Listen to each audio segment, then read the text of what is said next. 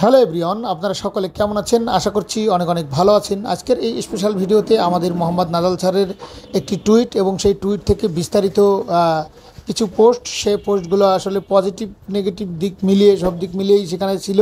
সেখানে অনপেসিভকে ইঙ্গিত করে একটি কথা বলা হয়েছে। তো সেই বিষয়টা নিয়ে আমি আপনাদের সাথে ডিটেলসে আলোচনা করতে চলেছি। আর এর বাইরে এক্সট্রা কোনো কথা বলবো না, চলে যাচ্ছি সরাসরি ভিডিওতে। আমরা সরাসরি মোহাম্মদ নাদাল স্যারের পোস্টে চলে যাচ্ছি, যেই পোস্টটা নিয়ে সকলের কানাকানি হচ্ছে। দেখুন ওখানে উনি কী পোস্ট করেছে। সকাল চোখ এবং বিচক্ষণতার সাথে ভবিষ্যৎকে আলিঙ্গন করুন। যা যা কিছু জলজল করে তা শোনা নয়। মনে রাখবেন, যারা আত্মবিশ্বাসের সাথে কথা বলে তারা সকলে সৎ নয়। আমরা যে পছন্দগুলো করি তা সত্য, কিন্তু এবং সত্য বিষয়ের উপর ভিত্তি করে হওয়া উচিত। অবগত থাকুন এবং বিজ্ঞ সিদ্ধান্ত নিন।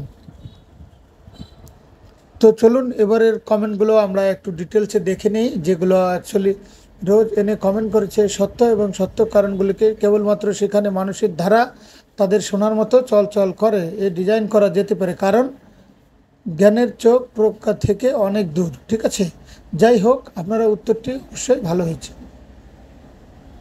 এখানে আবারও নাজ্জাল দেখুন। ধন্যবাদ রোদ। প্রত্যেক পথে জ্ঞান আসে অভিজ্ঞতা থেকে। আর জ্ঞান আসা কোথা থেকে? অভিজ্ঞতা থেকে। কোনো বিষয়ের উপরে অভিজ্ঞতা থাকে, সেখান থেকে কিন্তু আপনি জ্ঞান অর্জন করতে পারবেন।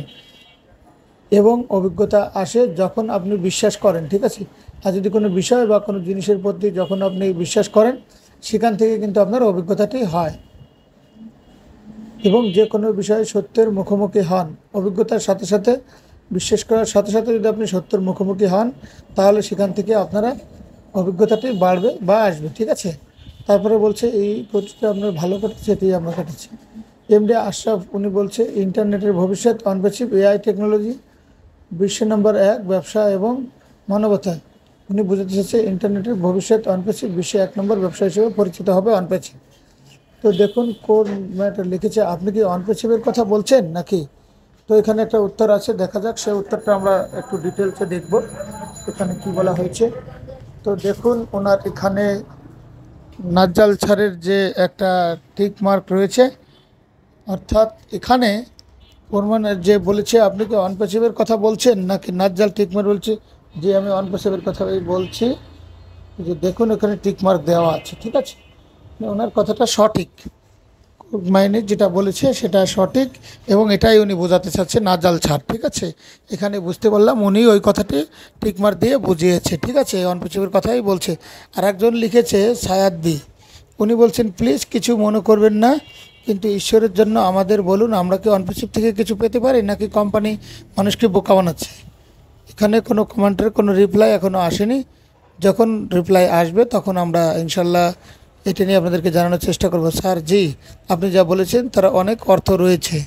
প্রথমত আমরা নেতিবাচক হচ্ছি, আমরা বিষয়টি পরিষ্কার করব, কারণ আপনি যে কোম্পানির ডিজাইনগুলো দিয়েছেন আমরা তার ব্র্যান্ড অ্যাম্বাসাডার। ঠিক আছে স্যার জি, আপনি কি একটু পরিষ্কার করে বলবেন যে আমি ঠিক জায়গায় আছি কি হাত গুটিয়ে বসে আছি?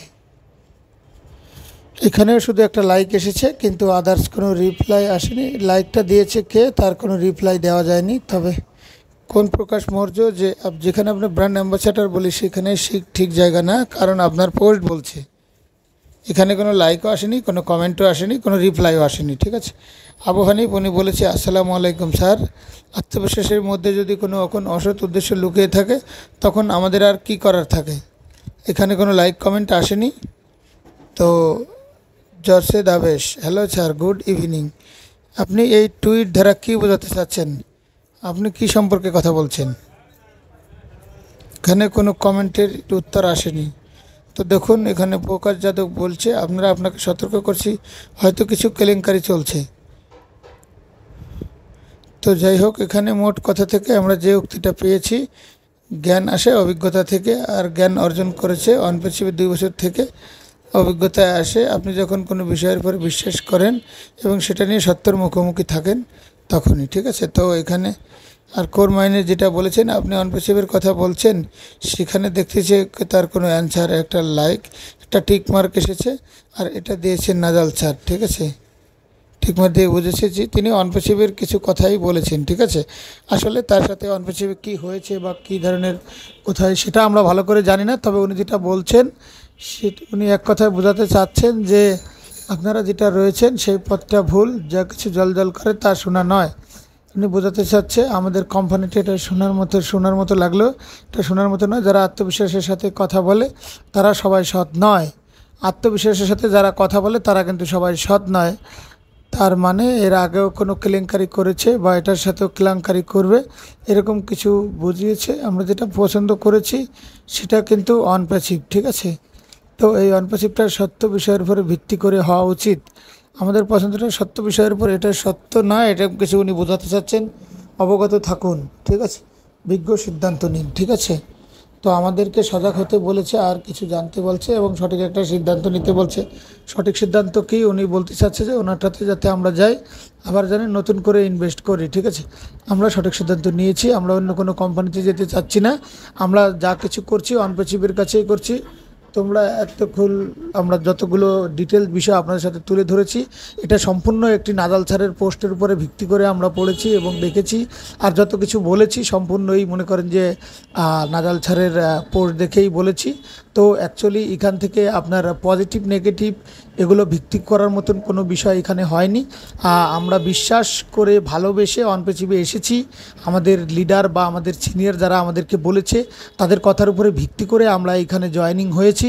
তো আমি মনে করব যে এখানে আপনাদের পজিটিভ নেগেটিভ ভালো মন্দ জাজমেন্ট করার মতন সেরকম কিছুই হয়নি। হয়তোবা আমাদের মোহাম্মদ নাদাল স্যার নিজের মতো করে আলাদা হয়তোবা কিছু পেয়েছে বা কিছু করতে চেয়েছে, সেটার জন্য হয়তোবা অনপ্যাসিভ থেকে আসতে পারে। তো এই বিষয়টা আমরা জানি না, আর আইডিয়া করেও কিছু বলতে চাচ্ছি না। তো আমরা যেহেতু অনপ্যাসিভ রিলেটেড কন্টেন্ট তৈরি করি, সেহেতু অনপ্যাসিভ রিলেটেড বিষয়ে আপনাদের সাথে তুলে ধরবো, এর বাইরে আর যাব না। তো আরও একটি কথা বলবো যে নাদাল স্যারের যে পোস্ট, এই পোস্ট থেকে আপনারা কে কী শিখেছেন বা কে কী পেয়েছেন সেটা অবশ্যই আমাদেরকে কমেন্ট করে জানাবেন। আর যদি ভালো না লাগে তাহলে জানানোর দরকার নাই। আর যদি ভালো লাগে তাহলে লাইক কমেন্ট শেয়ার করে অবশ্যই চ্যানেলটির সাথে জুড়ে থাকবেন এবং আপনারা সর্বদা ভালো থাকবেন এবং সুস্থ থাকবেন। টেক কেয়ার, আল্লাহ হাফেজ।